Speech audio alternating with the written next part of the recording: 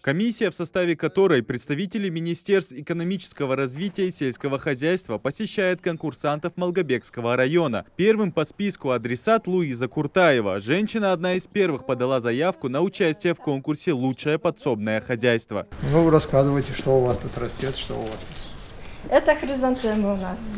Шаровидные, крупноцветковые, разные. Вон колеса растут. А в данном времени, что ходак-то прививки делала, что на розы прививаю розы. Ну, Там работала. Может, ее хозяйство не самое большое, но точно самое разнообразное. В огороде хозяйка выращивает свыше 80 разновидностей цветов и декоративных деревьев. Дело оказалось прибыльным. За 2 года работы Луиза получила бесценный опыт. В конкурсе участвует, чтобы расширить производство. Деньги я для развития своего бизнеса, конечно, пустила бы.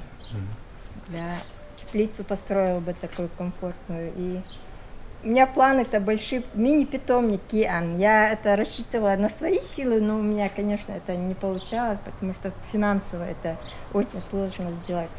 Но работу бы я эту сделала бы, мне кажется, без проблем, чем в Ставрополе покупать, ездить люди, мне кажется, у нас и дешевле обошлось бы, и лучше. Комиссия продолжает путь. Подсобное хозяйство Ярыжев. В основном Иса Ярыжев занимается разведением животных. Всего в хозяйстве более 100 коров и коз дойных пород. За всем этим добром ухаживает лично Иса. Большая часть животных сейчас на выпасе.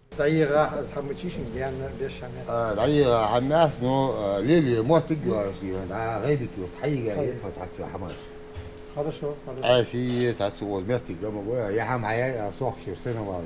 А вот Ибрагим Тумгоев сейчас похвастаться большим хозяйством не может. Большую часть рогатого скота Ибрагим забил на праздник Гурб. Сейчас в хозяйстве 4 бычка и столько же дойных коров, а также свыше 30 индюков и несколько коз. За всем ухаживает сам. Если удастся победить, деньги пойдут на ремонт стойла и сараев. Если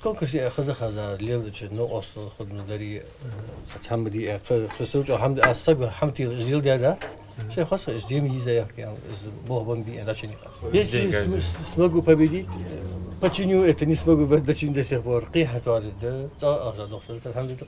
Конкурс на лучшее подсобное хозяйство стартовал 2 июня. Идею его проведения предложил глава республики Махмуд Али Калиматов. Финалистов конкурса будет 13. Каждый получит диплом и денежный приз. За первое место 1 000 000 рублей, второе 500 и третье 300 тысяч рублей. Остальные получат по 50 тысяч рублей. Из 200 участников во второй этап вошли 95. Сейчас независимая комиссия проводит оценку для определения финалистов. Итоги конкурса подведут 31 августа. Идрис Ижиев, Рамзан Зурабов, Новости 24.